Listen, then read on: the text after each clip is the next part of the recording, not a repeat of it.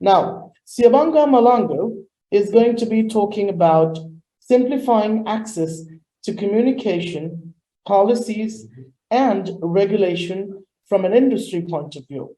Siyabonga Mahlangu is the Group Executive, Regulatory Affairs and Government Relations, Telkom, South Africa. Welcome, Siyabonga. Thank you very much, and thank you for having me. The discussion that I would like us to have today is how do we increase access? We've seen that most of the regulators around the world have been focusing since the beginning of time on license obligations. Is there a future beyond obligations, a future that is driven by the operators themselves? That's what I would like to look at. And I would like to look at that from the perspective of a developing economy, or at least the countries of Africa in particular. What can we do? What can we learn from what has been done by some of the operators and the regulators in different jurisdictions? And what can we do to better ourselves? And what a great time to be alive, to be analyzing this issue after the COVID-19 pandemic.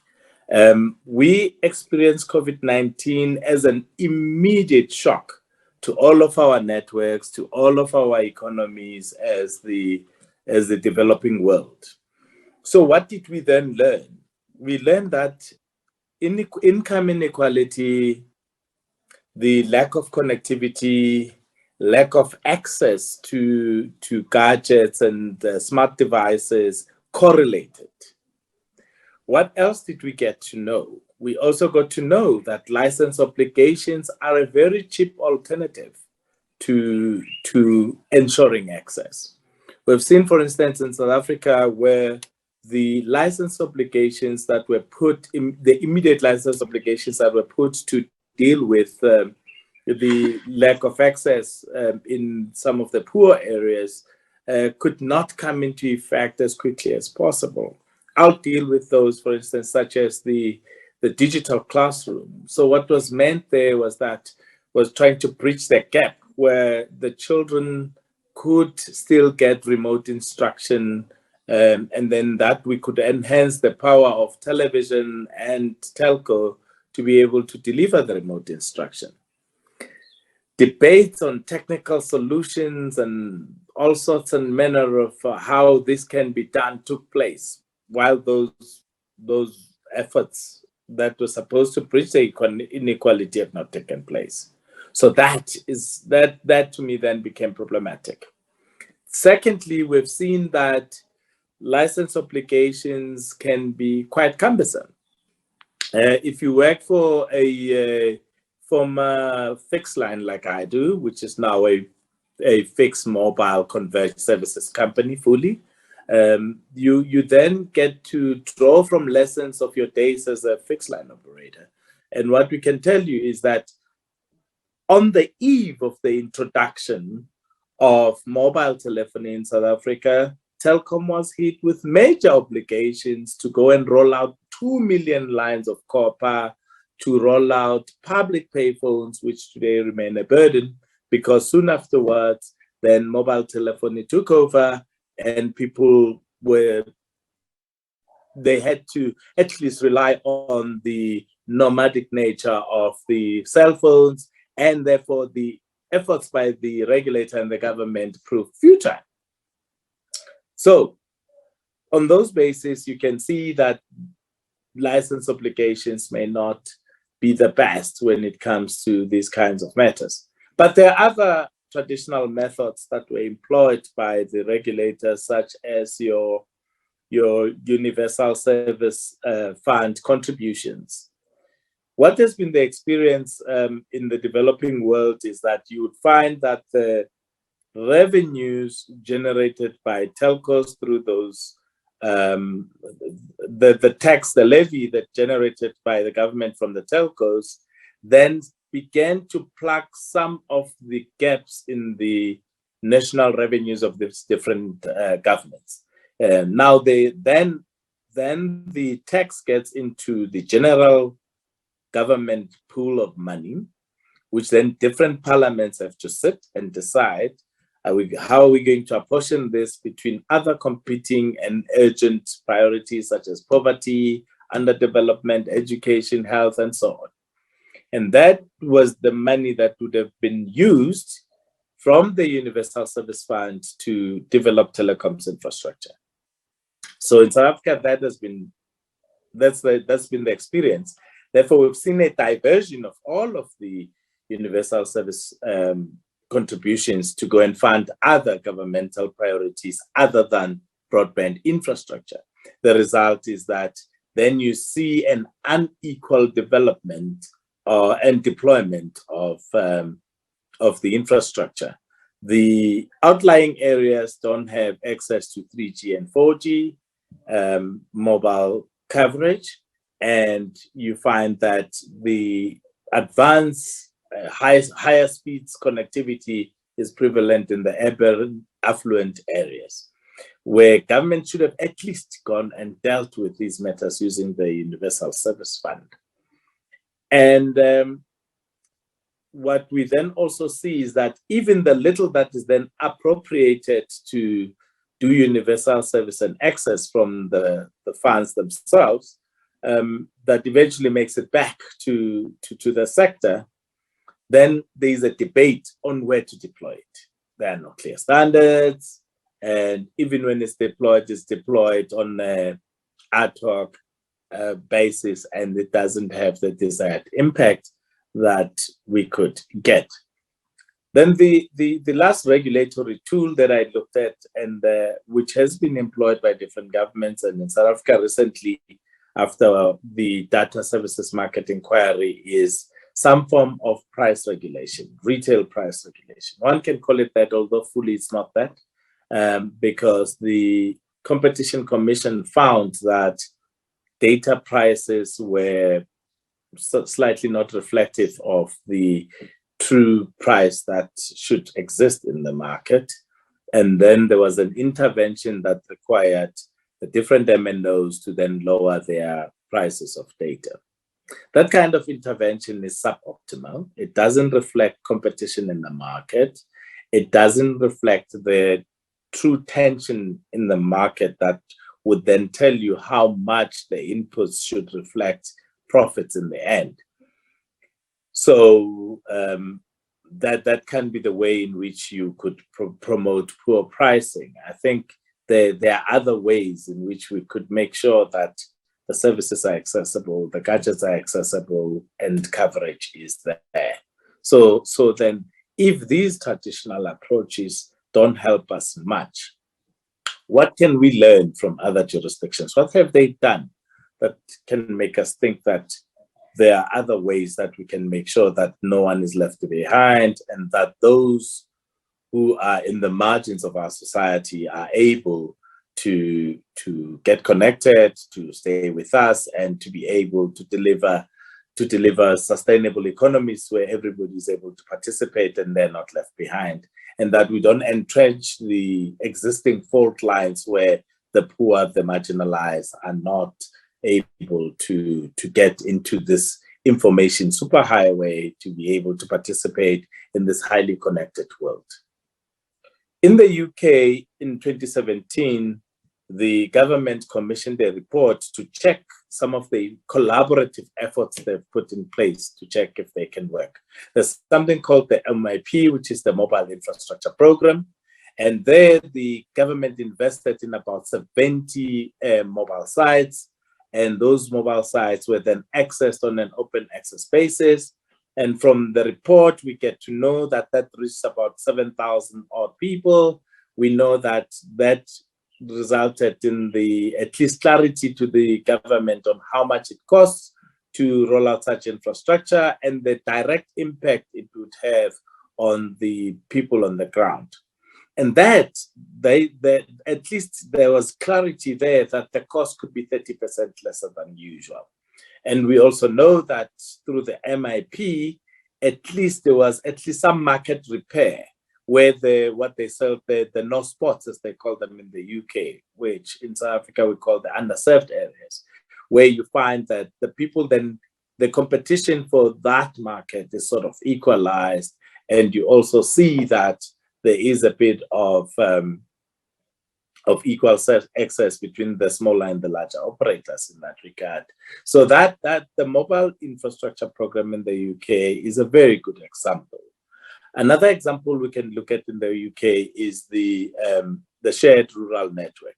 In this one, we see a collaboration between the MNOs and the government, each bringing about 500 million pounds or so, which is about R1 billion, aimed at making sure that there is infrastructure in the rural areas and that there is at least the gap is bridged. They're building from the experience they have from the MIP, where they bridged the gap in relation to 3G, 4G connectivity. And that is a very well documented collaboration, which seems to be promising to deliver the goods. Then in Africa, closest to us, we can look at what happened in Tanzania, where the operators there as well came together, formed a company where they're going to share infrastructure in the rural areas.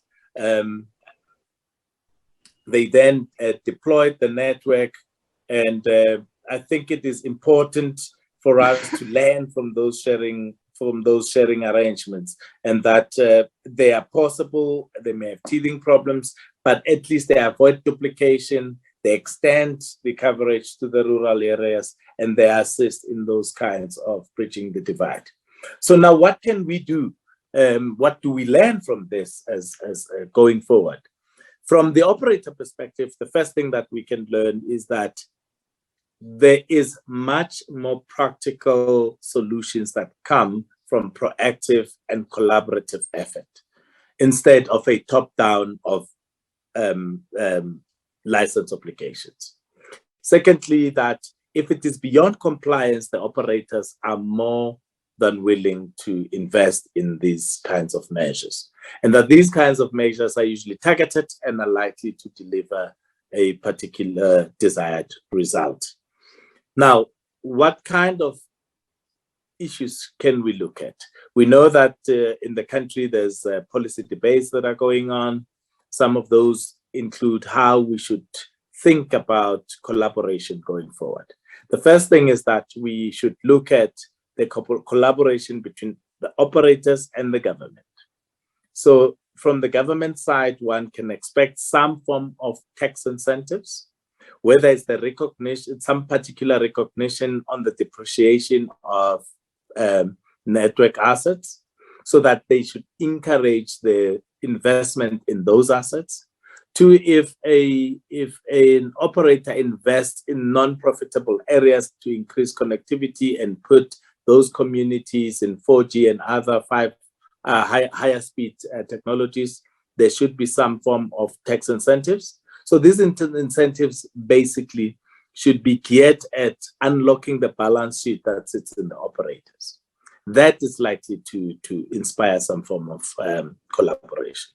And secondly, we need to look at these partnership models that have happened in Tanzania, in the UK, and so on, and also to see if in these areas where people remain unconnected, a collaborative effort is not going to assist. For instance, one could imagine a delivery agent owned by all these operators that is meant to at least go and connect those they're unconnected in our society. The next issue that we can look at that could help us is that in the US, there is a grant system in their Reconnect program. So in that grant system, there are identified underserved areas or non-profitable areas, and those grants then fund proper projects that are agreed between the sector and the government. And in this regard, we could then talk about, in South Africa at least, a significant portion of the contribution into Universal Service Fund could go towards these kinds of grants.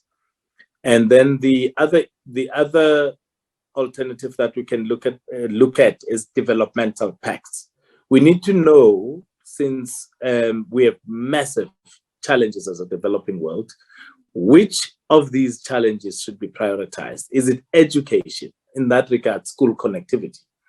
is it health services, in that way connecting school clinics and making sure that these are accessible to society, because all of them then come with their own ecosystem, and then we could have a focused intervention into those kinds of matters. So all in all, what is required, if one were to summarize it, it's a collaborative, proactive effort between the operators, the government, and the regulators, instead of a top-down approach, because we think that the operators are much more agile and they're likely to be able to deliver on workable, pragmatic solutions quite quicker than the regulators would ever do. And particularly in the existing regulations, in the existing obligations, what we need to start talking about is a pay or play principle.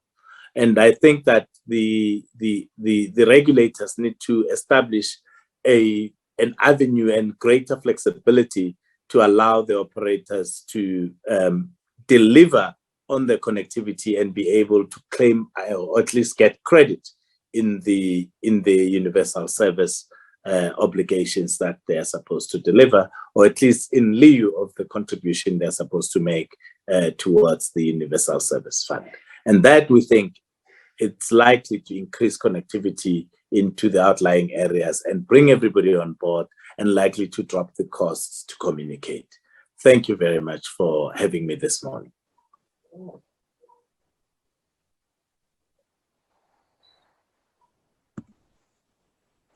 Mr. Mahlangu, thank you very much for your slide presentation.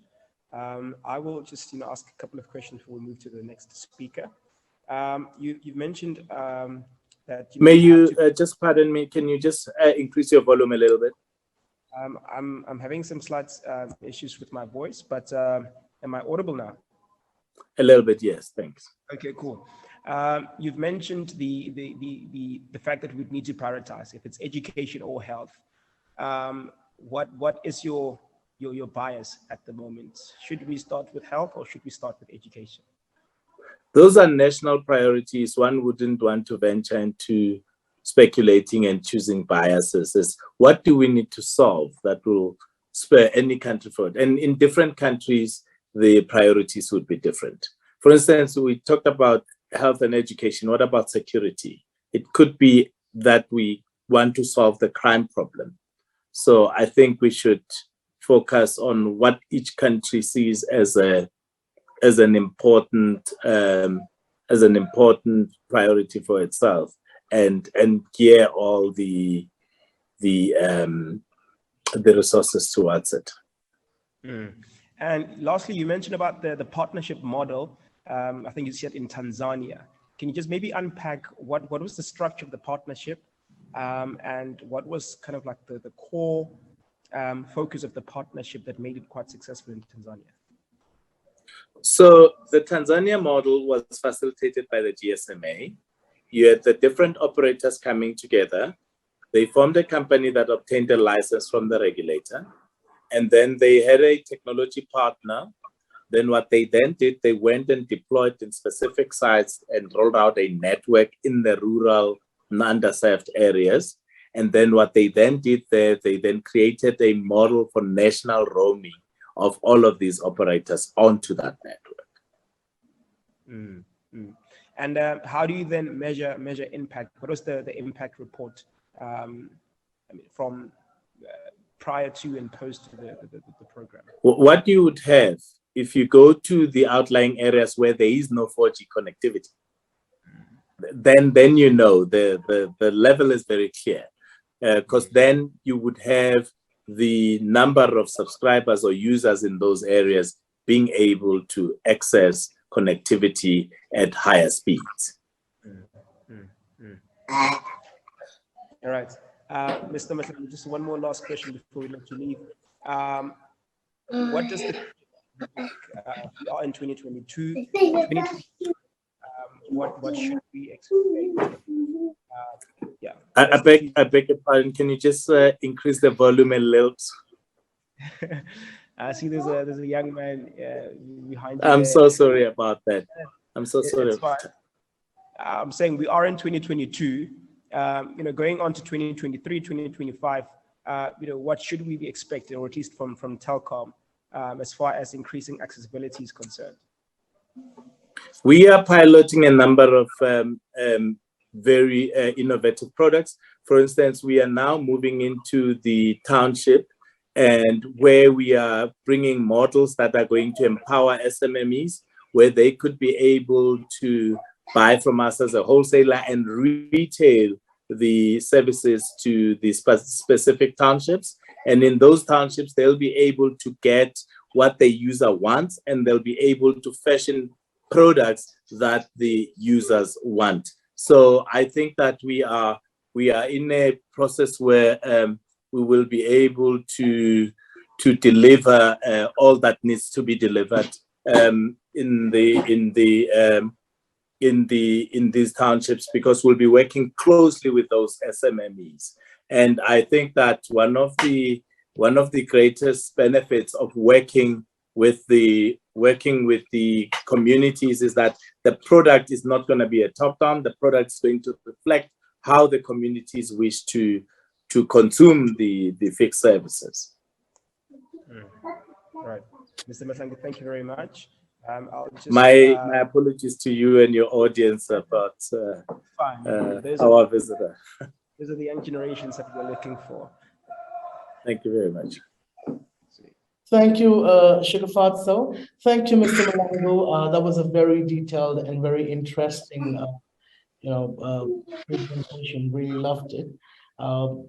If there are any more questions from the audience side, I will be very sure to address it over to you, to your email address, and hope you would receive, you would remove time from your busy schedule and, address it at your own convenience. Yeah. Thank you very much. All right. Now, at this time,